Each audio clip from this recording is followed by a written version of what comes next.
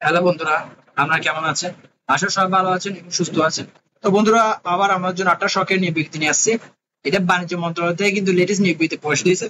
এটা 16 মে 2024 সালে প্রকাশ দিয়েছে, ঠিক আছে? তো এই নিয়োগ বিজ্ঞপ্তি নিয়ে কিন্তু বিস্তারিত আলোচনা করবো এ টু জেড। তো সেখানে ভিডিওটা শুরু থেকে শেষ পর্যন্ত দেখবেন। এখানে কি কি পদ আছে, সেসব পদের জন্য কি কি যোগ্যতা লাগবে, আবেদনের শেষ তারিখ, আবেদন শুরুর তারিখ, তারপর আবেদন লিঙ্ক কোনটা, আবেদনের ফি কত নিবে, টেলিটক, সবকিছু বিস্তারিত আলোচনা করবো, ঠিক আছে?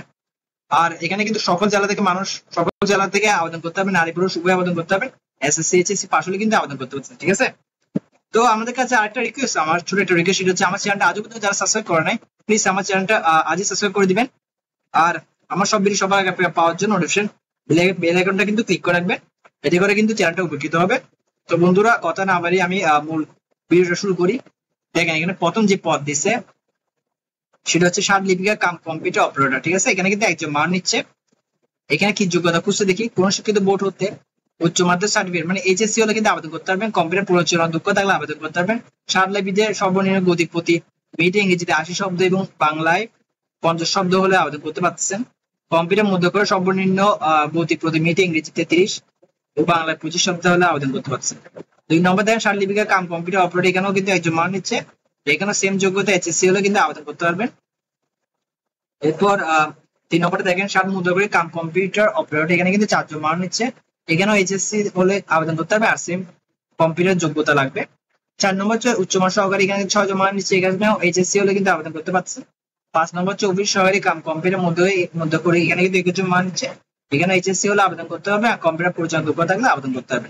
অফিস সহায়ক পদে কিন্তু 41 জন মান নিচ্ছে। এখানে বলছে দেখেন, কোন শিক্ষিত বোর্ড হতে দ্বিতীয় বিভাগ বা সমমানের জিপিএ তে এসএসসি বা সমমানের পরীক্ষায় উত্তীর্ণ হলে আবেদন করতে হবে, অর্থাৎ এসএসসি লাগবে, ঠিক আছে? তো এটা গেল আপনার কোন কোন পদের জন্য কোনটা কি কি যোগ্যতা লাগবে।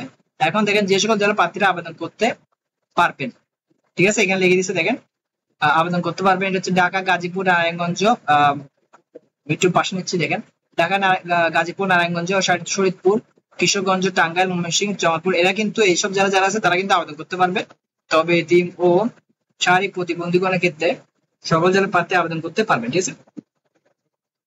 তো এটা গেল কারা কারা কোন জেলা মানুষ প্রার্থীরা আবেদন করতে পারবে।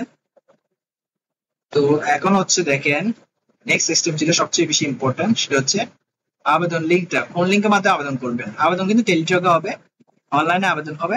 এটা হচ্ছে আবেদনের সেই লিঙ্কটা, যেটা ব্লু কালার দেখা দিচ্ছে ওরা, http://cci.teletalk.com.b, ঠিক আছে? এইটা অনলাইন লিঙ্ক, এই লিঙ্কের মাধ্যমে আবেদন হবে। আবেদন শুরুর তারিখ ও সময় দেখেন 20/5/2024 সকাল 10টা বাজে। আর আবেদন শেষ তারিখ হচ্ছে 10/6/2024 বিকাল 5টা বাজে, ঠিক আছে? এখানে সব বিস্তারিত দেওয়া আছে, এটা পড়ে নেবেন, সুন্দরভাবে লেখা আছে। এখন দেখেন আবেদন ফি কত নিচ্ছে টেলিটক, ঠিক আছে?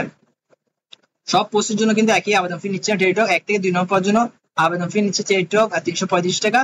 আর 3 থেকে 5 নম্বর পদের জন্য আবেদন ফি নিচ্ছে টেলিটক 223 টাকা, ঠিক আছে? আর 6 নম্বর পদের জন্য আবেদন ফি নিচ্ছে 112 টাকা, ঠিক আছে? এটা এগুলো কিন্তু আবেদন ফর্ম ফিল আপ করার পর 72 ঘন্টার মধ্যে কিন্তু জমা দিতে হবে, ঠিক আছে? টেলিটকে কারণ আমরা আবেদন ফর্ম শুরু করলো, আমরা আবেদন ফর্ম কিন্তু ওরা কিন্তু গ্রহণ করবে না, ঠিক আছে? তো 72 ঘন্টার মধ্যে অবশ্যই জমা দিতে হবে আবেদন ফিটা, ঠিক আছে? তো এখানে প্রথম এসএমএস আর দ্বিতীয় এসএমএস এর মধ্যে সুন্দরভাবে লেখা আছে কিভাবে আপনার আবেদন ফিটা টেলিটককে জমা দিবেন, ঠিক আছে? ওরা কিন্তু এখানে সুন্দরভাবে লিখে দিচ্ছে, ঠিক আছে? তো এটা পড়ে নেবেন। তো বন্ধুরা, এটাই ছিল বাণিজ্য মন্ত্রণালয় থেকে যে লেটেস্ট নিয়োগ বিজ্ঞপ্তি প্রকাশিত হয়েছে, এটা বিস্তারিত A to Z আলোচনা করছি। তো আজকের ভিডিও এখানে শেষ করতেছি। যদি ভিডিও ভালো লাগে আমার চ্যানেলটা সাবস্ক্রাইব করবেন। পরের ভিডিওতে আপনার সাথে আবার দেখা হবে। সবাই ভালো থাকবেন, ধন্যবাদ।